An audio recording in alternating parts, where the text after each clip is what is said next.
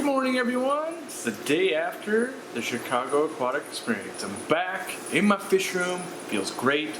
I'm energized. I'm motivated.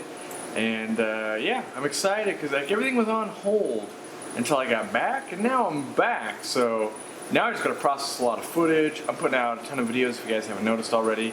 And you know, so let me know if it's too many. I'm trying to limit it to like just 2 a day. You know, and yeah, there'll be days of just 1 a day, that type of thing. But I think today there might even be 3 because I'm gonna do a live stream as well. I feel bad for missing on Sunday, so you know, that's how it goes. Ooh, while I'm thinking about it, I keep forgetting to ask and stuff like that. So this worked really well last time, or it's been working really well when I tell you guys what I need, because there's so many of you guys that there's always like, oh, 5 people, like this is my profession, I do that. So here's what I'm looking for. I'm looking for someone who develops apps for Android and iOS. I want to make an app where it's an aquarium co-op app and it funnels everything I do into one app. So if it was on your phone, you could open it up and see YouTube videos. You could see any blog post I made. You could see Instagram photos. You could see tweets. You could, I could have a little thing on there, click, and people could upload. I want them to be able to upload their video that they shoot for the viewer home show straight to there. Like it just emails it straight to me. You know, maybe shop on my website, all these things, and I know there's more things, and I haven't mapped it out all the way of like what I want it to do yet, but I do know having a source or an app where everything comes together, because a lot of people don't know, like the whole weekend I was uploading as many pictures as I could to the Instagram page, as I was meeting fans and things like that, so they're missing out on that kind of stuff, and maybe I could feature videos. Ooh, and there was another thing I know I want it so that I can have a list of playlists so that I can tell people, hey, download the app and click on the how to breed fish for profit, or oh, download the app, click on the how to quarantine fish, that type of thing. So I got to show you guys something awesome. My wife, knew I had kind of been inspired and stuff at the aquatic experience, and so she kept telling me like, well, we don't have any soda or anything to drink in the house. You'll have to get some from your garage. And I was like, I don't even think I have any soda. She's like, no, I cleaned out your fridge. You have 1 or 2 in there. And so I come out here and I open it up, and literally she has filled as many things of Mountain Dew could possibly fit into her refrigerator. And it just makes me laugh and giggle, because even the doors, and then like, oh, crispers in the vegetable? Oh no. It's all more soda.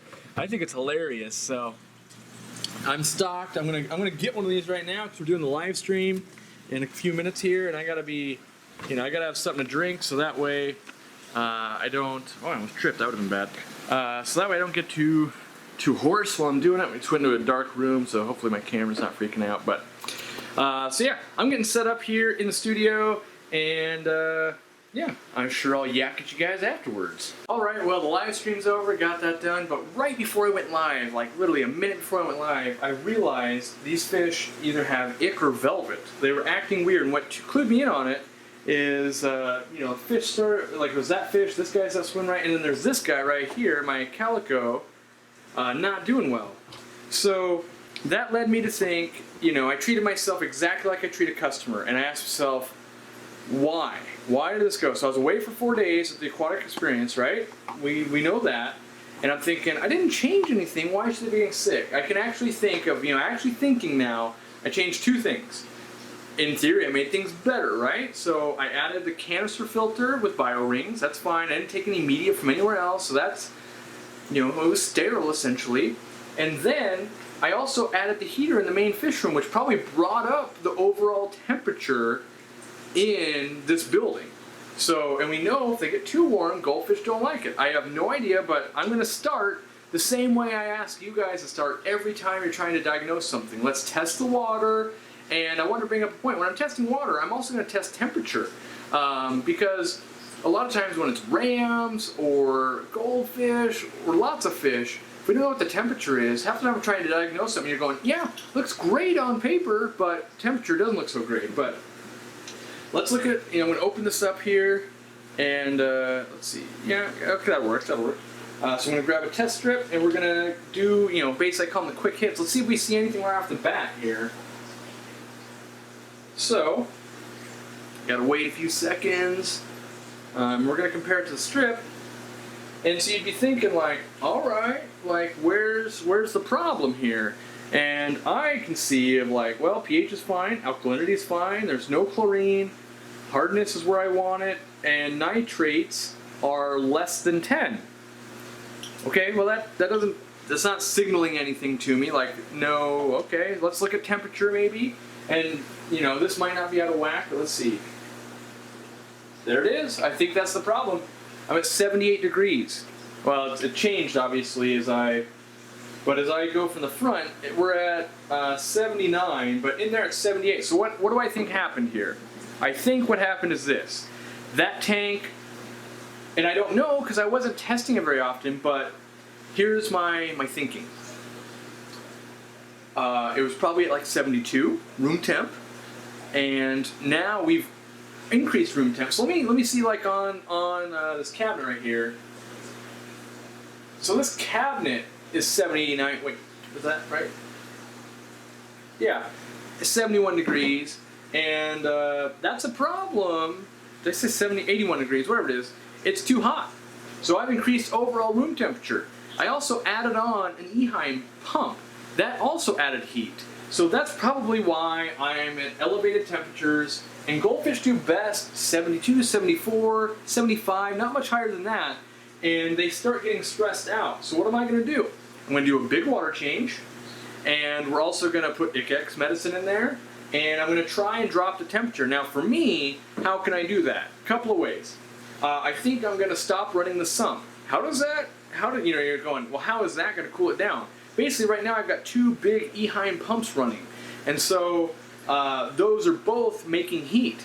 So they might only be, I think if we go back and look at the Eheim video, they each use 50 watts of energy, right? So think of a pump like that. That's like having a 50 watt heater on 24 hours a day that never turns off. It's just only ever adding heat. So now think of it as I have a 100 watt heater, because there's two of those pumps essentially. There's one in the sump and one running that canister. 100 watts of heat that never turns off. Plus I got that heater. So I'm going to probably disconnect one of those. That's going to help lower it a little bit. And then I'm going to get a little computer fan and blow air across the top and use what's called evaporative cooling. And that's what you can use in the summer and stuff like that. But basically as water evaporates, it lowers the water temperature. So I'm going to get the water change started. And, so even though, so the reason why we're doing a water change, it was not the parameters like the pH and alkalinity and all that kind of stuff. It's the heat. So I want to go and make sure I put in cooler water. Now, I don't want to go and put in 50 degree water. That's going to probably just kill these guys. I want to bring in like 72 degree water. So cooler, but not cold, and definitely not hot. So I'm going to get that started, and that's, how I diagnose how to do that. So I thought while the water's draining, I would chime in on some of the signs and symptoms.